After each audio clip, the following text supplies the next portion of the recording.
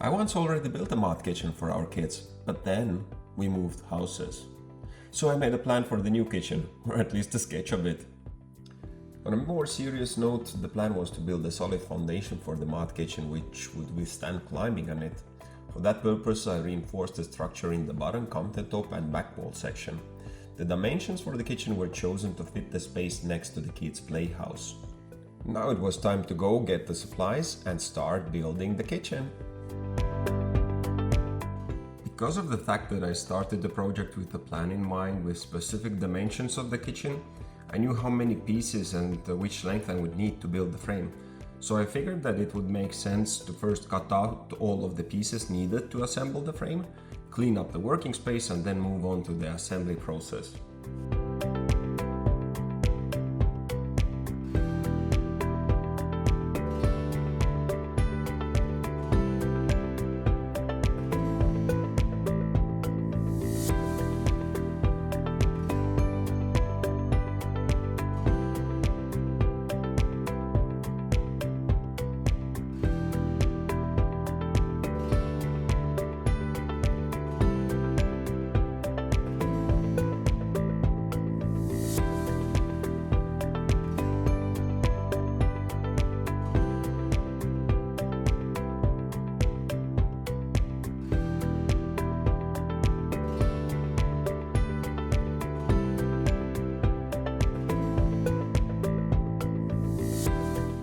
I was fortunate enough that my little helpers came to help me, so it was much more fun to build the frame together.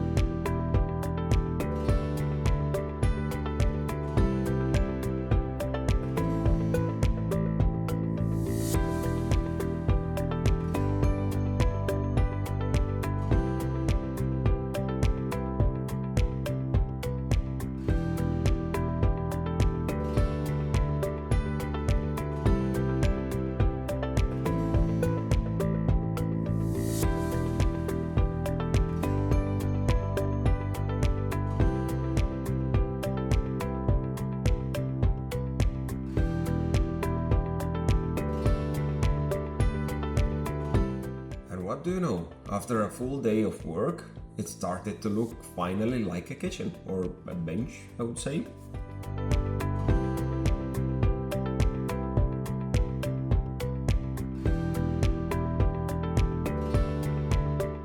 Now it didn't make much sense to sand all of the kitchen frame, so I chose to sand only the pieces which will be left out and not covered with anything.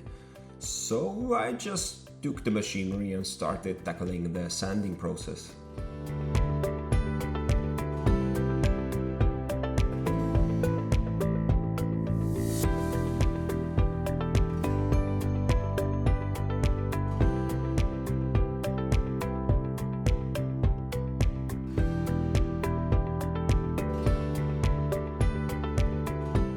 After the sanding was done, it was now time to prepare the wooden pieces for the back wall, and it somehow seemed a good idea to leave them the length they were from the packaging and cut out all of the section in one piece after assembling the back wall.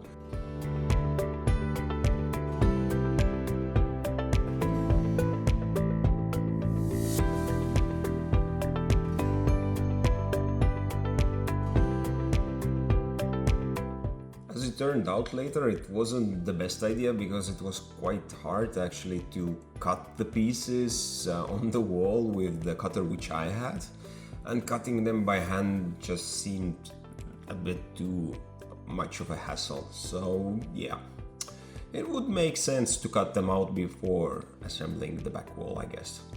Well, I'm smarter next time.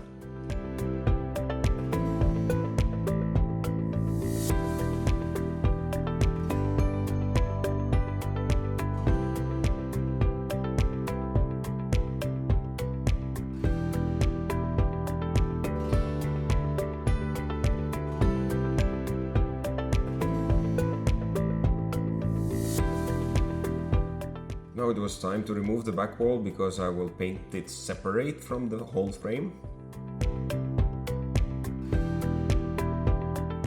This huge piece of plywood you see in the footage right now I will use to make the tabletop section of the kitchen, and actually the base where you can store something nice.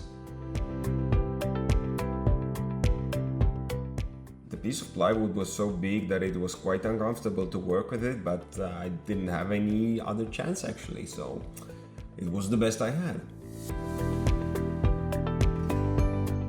I wanted the kitchen top to look as neat as possible and to fit perfectly, so I had to take the necessary dimensions and cut out the pieces which were in the way of the frame basically.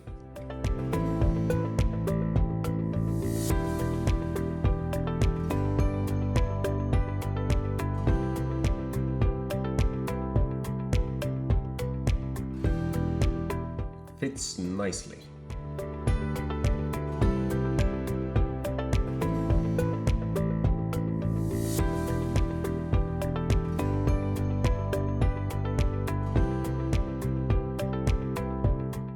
The edges of the plywood became a bit rough and needed sanding just to make the result neat and nice.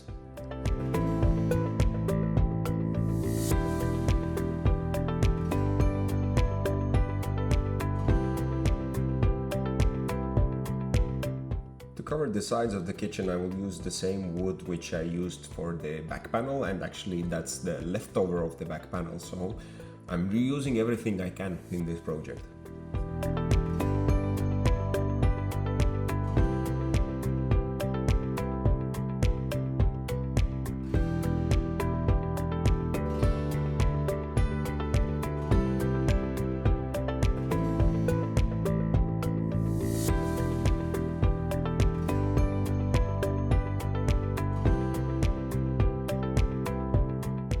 This is now the second day of working on the kitchen project, and the plan of this day was to just finish up all the cutting process, just to forget about it, clean everything up and move to the painting process of the kitchen. So now we are cutting out the bottom section of the plywood cover.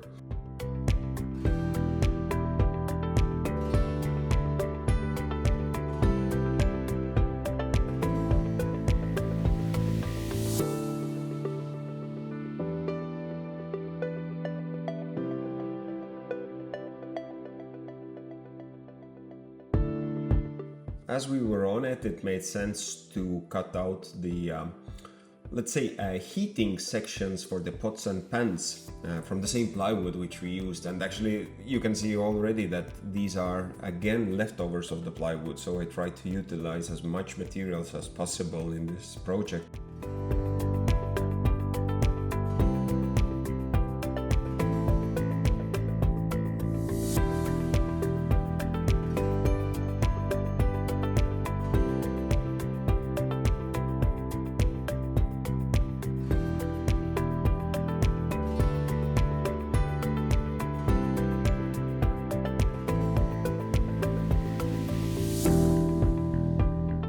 Finishing up with this piece signified the end of cutting, the end of sanding, and basically preparation for the paintworks, which you will see actually in the next episode, which will be live quite soon. So stay tuned and see you in the next one.